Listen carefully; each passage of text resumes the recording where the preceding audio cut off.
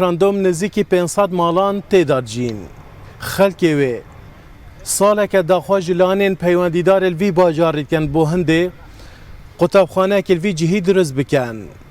نشیاینه داخوازی آوان بجه بینن. لو راجی خلکی وی تاخی چون داخواج پارزگار نینوا کرن. بو هنده قطابخانه که بوان آواب کرد.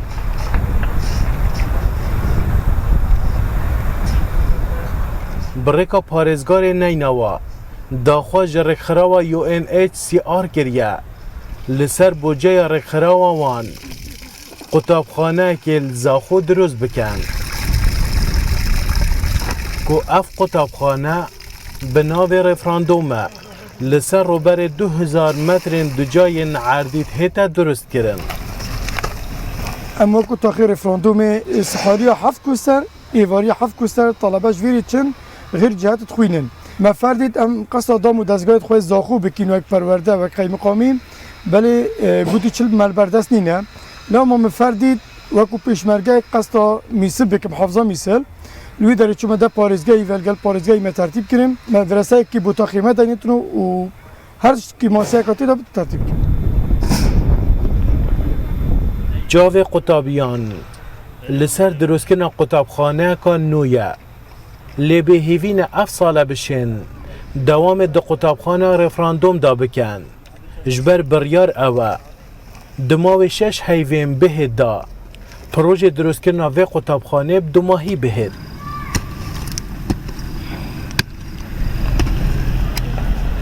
صافو شاشم مدرسه مدیر بی برای منو دیکن زحمت ما ببر مدرسه از تحمیل کن به مدرسه.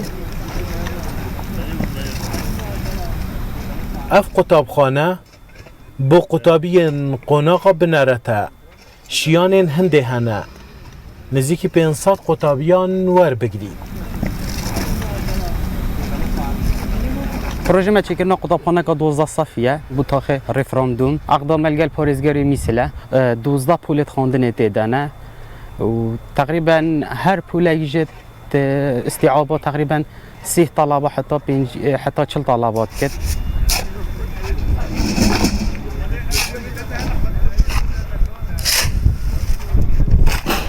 تاخ رفراندوم دکویت روشهلات زاخو نبون قطابخانه که بنرد کیشه با قطابین وی تاخی درست کریه.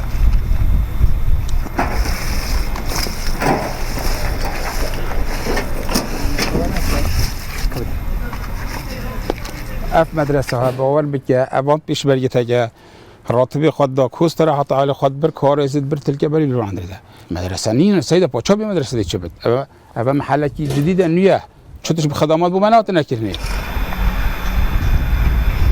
لگور آمارا پرورده الزاخو 206 قطابخانه هنه. یوسف موسی روداو زاخو.